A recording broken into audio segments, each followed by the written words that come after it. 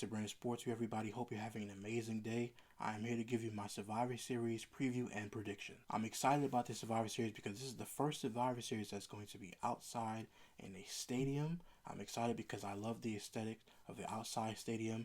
I want to see how they're going to design the stadium. I want to see how the rings is going to look outside, how the two rings will look outside.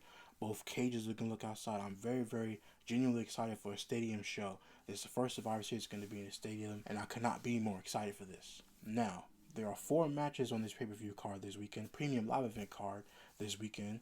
You have Stephanie Valkyria versus Nikki Bella for the Women's World Championship. You have John Cena defending the Intercontinental Championship against Dominic Mysterio.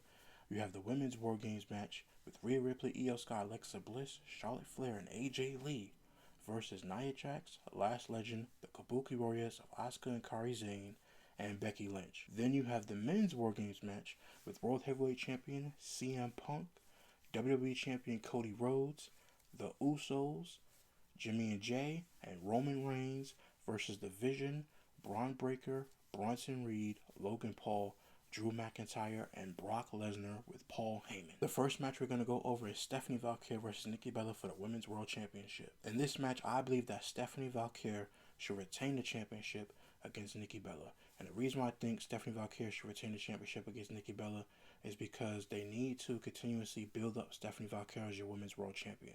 She's not really on TV like that, which is kind of disappointing to me. I don't really like the fact that she's a Women's World Champion and she's not really on TV, and this build hasn't been that great. I mean, Nikki Bella attacked her and said that she doesn't want to be the sidekick and that she wants to come back and have another run with the Women's World Championship.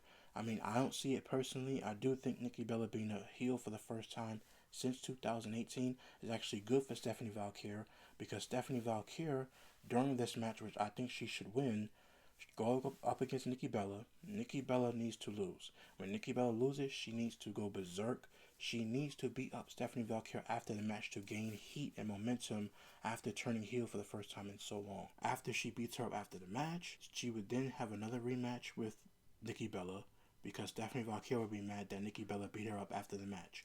After that rematch is over, then you could have Nikki Bella be a heel, continue to be a heel, and go after the Women's Intercontinental Champion, Maxine Dupree. And then you would have Stephanie Valkyria go off and face somebody else, a new challenger to her Women's World Championship. The next match that we have is John Cena versus Dominic Mysterio for the Intercontinental Championship. Now, John Cena defended the Intercontinental Championship against Dominic Mysterio in his hometown. Usually, a lot of people would say John Cena is going to retain. However, I do think Dominic Mysterio is going to beat him, and the reason why he's going to beat him is because, first, I don't think the company wants John Cena to have the Intercontinental Championship going into his last match. I think they want that to be reserved for him and Gunther, which I think Gunther is going to win the Last Time Is Now tournament, which is a tournament being put together to see who's going to face John Cena as the last opponent. I believe that Gunther will, because he did retire Goldberg, and I think the WWE is going to have Gunther retire John Cena as a message, like he's the guy that can retire all the veterans that are having these farewell tours or these farewell matches. I think that Gunther is going to be in that light. But Dominic Mysterio beating John Cena helps Dominic Mysterio, because now if Dominic Mysterio beats John Cena, Dominic Mysterio can go on to have a feud with Finn Balor. Hopefully they can tell that story of Finn Balor being jealous of Dominic Mysterio just basically beating John Cena on his way out of the company. Then you can move that towards the Royal Rumble and start to tell that story at that particular time. But I would definitely have Dominic Mysterio go over in this match. You have him get booed out of the building, and I can't wait for him to get booed out of the building, because I love when Dominic Mysterio gets heat. He's a heat magnet. He knows how to draw the eye of the crowd, and I believe that these guys are going to put on a great match. The next match that we have is the Women's WarGames match between Rhea Ripley, Io Sky, Alexa Bliss, Charlotte Flair, and AJ Lee versus Nia Jax, The Last Legend, the Kabuki Warriors, Asuka and Kairi Sane, and Becky Lynch. Now, for this match, I'm not really excited about the story so much, because it just seems like a bunch of people just put together. I mean, yeah, AJ Lee and Becky Lynch has their own story. Rhea Ripley, Io Sky have their story with Asuka and Kairi Sane. But Nia Jax and Last Legend, I mean, there's really no story there except between each other when they was in NXT. But that's not really being told on the main roster, and they were going against each other, Nia Jax and Last Legend. So this match to me should just be a fun match to open the show.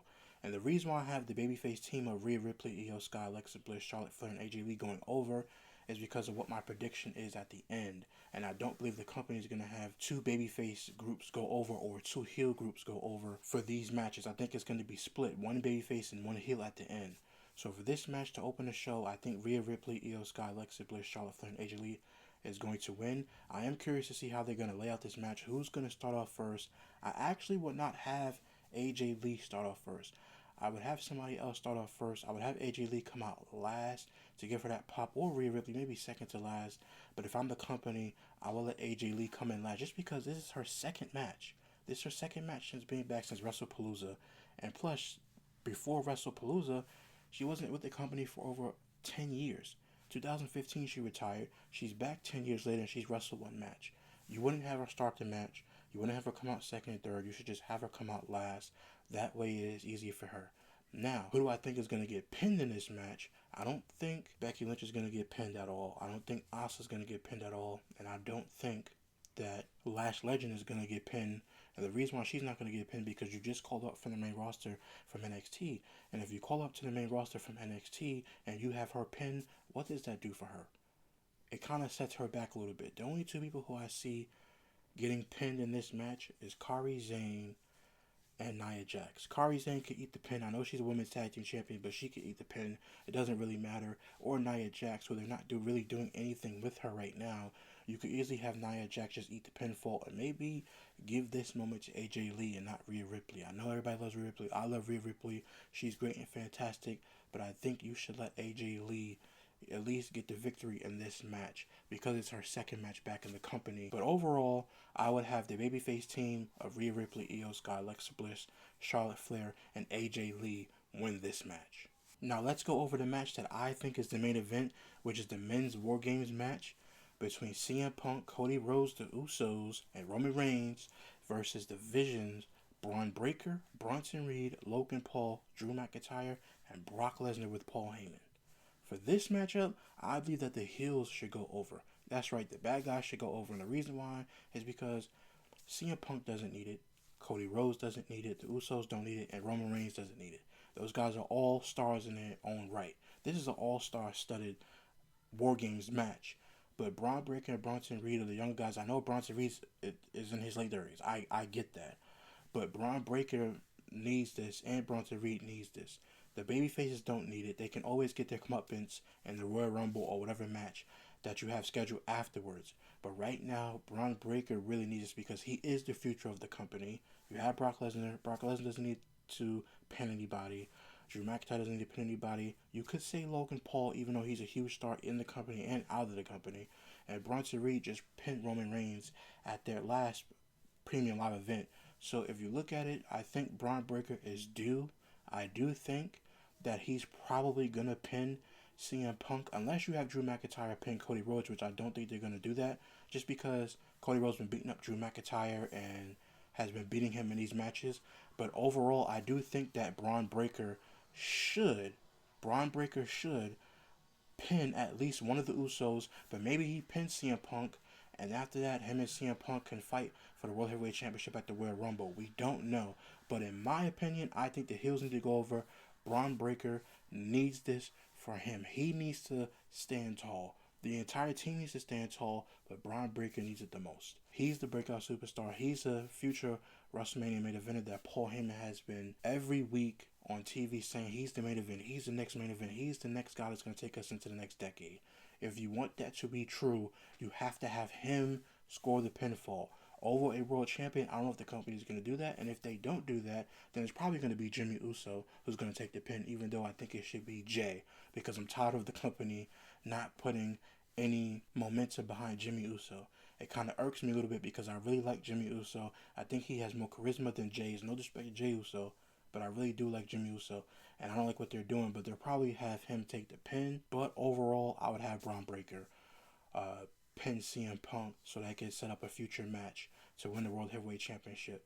And we'll get to that point when we get to that point. But for now, Braun Breaker needs to go over in this match. So let me know in the comment section down below, who do you guys think is going to win the Survivor Series WarGames matches? Who do you think is going to win between John Cena and Dominic Mysterio? Or who do you think is going to win between Stephanie Valkyrie and Nikki Bella. Also, SmackDown is being recorded, so just in case if any matches are added to Survivor Series, which I highly doubt because the WarGames matches are going to be very, very long, I will put it in the comment section down below and pin it so you guys will know my prediction just in case if they add another match. Please hit the like button, subscribe to the channel for more great content, and until next time guys, I will see you real soon, and I will also see you for my Survivor Series post-show review.